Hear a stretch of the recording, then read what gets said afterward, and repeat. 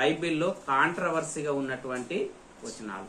ఒక వచనం మరొక వచనానికి వ్యతిరేకంగా ఉంటది, ఒక వచనం మరొక వచనాన్ని విభేదిస్తుంది అన్నమాట. దాన్ని ఆ వాక్యాన్ని పరిశీలన చేస్తే వాక్యంలోనే జవాబు వస్తుంది. కీర్తనల గ్రంథము 73వ కీర్తన 13వ వచనం, నా హృదయమును నేను శుద్ధి చేసుకొని యుండుట వ్యర్థమే. ఎవరు రాస్తున్నారు ఈ కీర్తన? ఆసాపు రాస్తున్నటువంటి కీర్తన. ఏమంటున్నాడు ఈయన? నా హృదయమును నేను శుద్ధి చేసుకొని యుండుట వ్యర్థమే. అంటే దేవుని యొక్క భక్తుడు, దేవుని కోసం బ్రతుకుతున్నటువంటి ఒక నీతిమంతుడు కావచ్చు, ఒక పవిత్రుడు పరిశుద్ధమైన వ్యక్తి కావచ్చు. అంటే హృదయమును శుద్ధి చేసుకొని బ్రతకటము, హృదయము శుద్ధి చేసుకోవటము, హృదయాన్ని పవిత్రపరచుకోవటము వ్యర్థమా? నిరుపయోగమేనా? నిష్ప్రయోజనమేనా? హృదయాన్ని శుద్ధి చేసుకోవటము వ్యర్థమా లేకపోతే ప్రయోజనమా? ప్రయోజనం. కానీ ఇక్కడ కీర్తనకారుడు ఏమంటున్నాడు? నా హృదయమును నేను శుద్ధి చేసుకొని ఉండుట వ్యర్థమే. ఎందుకు అంటే ఈ ఆసాపు గారు ఈయన హృదయాన్ని శుద్ధి చేసుకున్నాడంట, పవిత్రపరచుకున్నాడంట. కానీ పవిత్రపరచుకున్నా కూడా వ్యర్థమే. ఎందుకు వస్తుంది ఈ ఆలోచన, ఈ మాట ఈయనకి? ఇంకో మాట చూడండి, మత్తయి సువార్త 5వ అధ్యాయం 8వ వచనాన్ని మనం ఆలోచన చేస్తే చూడండి ఒకసారి.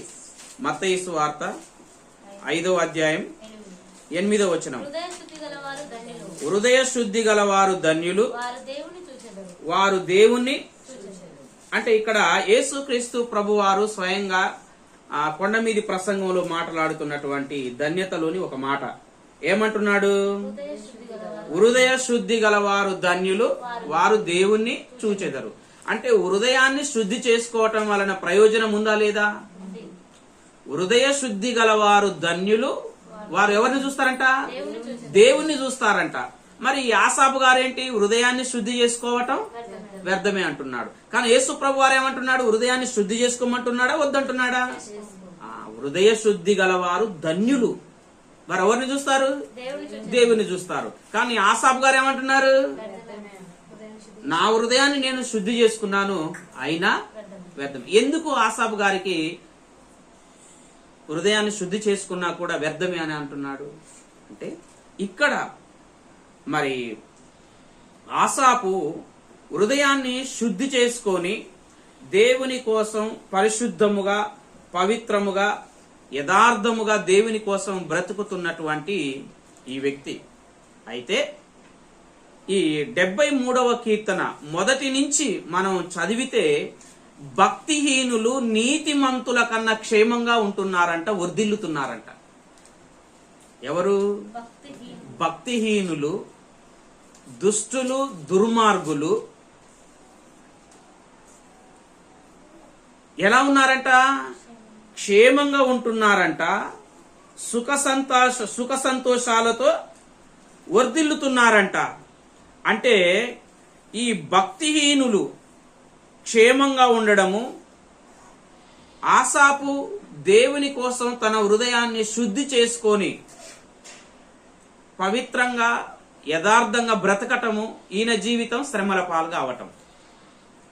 అంటే దేవుని కోసం బ్రతికే వ్యక్తి శ్రమల పాలు అవటము, భక్తి లేకుండా బ్రతికే వారి జీవితం క్షేమంగా ఉండడం. అప్పుడు ఈ నీతిమంతునికి, ఈ భక్తి పరునికి ఏమనిపించాలి? ఏమనిపిస్తుంది? నేను ఇంత మంచిగా దేవుని కోసం బ్రతుకుతున్నా నాకు శ్రమలు, అవమానాలు, నిందలు ఎన్నో వస్తున్నాయి. కానీ భక్తిహీనులు, భక్తిహీనతతో జీవిస్తున్న వారు ఎలా ఉంటున్నారు? సంతోషంగా ఉంటున్నారు, క్షేమంగా ఉంటున్నారు. నా హృదయాన్ని నేను పవిత్రపరచుకొని, శుద్ధి చేసుకొని దేవుని యందు భయభక్తులు కలిగి ఉండడం ఏమైపోయింది నాకు? నేను ఇంత పవిత్రమైన హృదయం కలిగి బ్రతుకుతున్నా కూడా నాకు కష్టాలు, శ్రమలు, నిందలు, అవమానాలు, సంతోషము లేని జీవితం. ఎగ్జాంపుల్, యోబు ఉన్నాడు. యోబు యథార్థవంతుడు, నీతిమంతుడు కదా, హృదయ శుద్ధి కలిగిన వాడు. కానీ యోబు జీవితాన్ని చూసుకున్నప్పుడు మరి యోబు ఏమంటున్నాడు? యోబు ఏమంటున్నాడమ్మా? ఏంది ఈ జీవితం, ఏంది అసలు, నేను పుట్టుకలోనే సావకపోతుని. అంటే దేవుని కోసం పాపం చెయ్యకుండా బ్రతికే ఒక వ్యక్తికి వస్తున్న ఆలోచన ఏంది? నేను పుట్టుకలోనే ఎందుకు అంటే ఆ భక్తి వల్ల ఎందుకు ఆయన అంటే ఇప్పుడు ఆ ప్రశ్న వస్తుంది భక్తిమంతునికి, నేను ఇంత యథార్థంగా భక్తి కలిగినటువంటి జీవితాన్ని బ్రతుకుతున్నప్పటికీ కూడా ఏమి లేదు, నాకు ఆ క్షేమము లేదు. కానీ భక్తి లేకుండా బజార్లా భయం లేకుండా, దేవుడు అంటే భయం లేకుండా బ్రతికే వారి జీవితం ఎలాగుంది?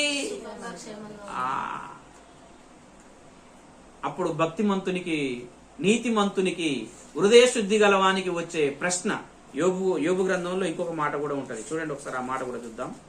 యోబు గ్రంథం 20వ అధ్యాయం 4వ వచనం. దుష్టులకు విజయము. అయితే మరి భక్తిహీనులు క్షేమంగా ఉంటారు, కానీ ఎంతసేపు ఉంటారు? కొద్ది కాలం మాత్రమే ఉంటారు. అంటే భక్తిహీనులకు, హృదయ శుద్ధి లేనటువంటి వారికి క్షేమము ఉన్నా, విజయము వచ్చినా, నెమ్మది ఉన్నా అది స్థిరమైనటువంటి నెమ్మది, స్థిరమైనటువంటి క్షేమము, శాశ్వతమైనటువంటి సుఖము కాదు. అది జస్ట్ కొద్ది కాలం మాత్రమే ఉంటది. ఆసాపు గారు దుష్టులకు కలిగిన ఆ విజయాన్ని, ఆ క్షేమాన్ని, కొద్ది కాలం ముందు ఆ క్షేమాన్ని చూసి ఏమనుకుంటున్నాడంటే, నేను నా హృదయాన్ని శుద్ధి చేసుకొని ఉన్నా కూడా వ్యర్థమే. ఎందుకు? నాకేం లేదు, నెమ్మది లేదు, క్షేమము లేదు, సంతోషం. దుష్టులు క్షేమంగా ఉంటున్నారు, సంతోషంగా ఉంటున్నారు. కొంతమంది కూడా చాలా మంది మన దగ్గరికి చర్చకు వచ్చేటోళ్ళు కూడా ఇదే మాట అంటారు. ఏమంటారు? మేము దేవుని నమ్ముకున్నా కూడా మాకు ఏమి జరగట్లేదయా. మరి హిందువులకు, మా ఇంటి పక్కల ఉన్నోళ్లకు, దేవుణ్ణి నమ్ముకొని వారు క్షేమంగా ఉంటున్నారు. కొడుకుల పెళ్లిలు, బిడ్డల పెళ్లిలు అయినాయి, మనవన్లు, మనవరాన్లు, అప్పులు లేవు.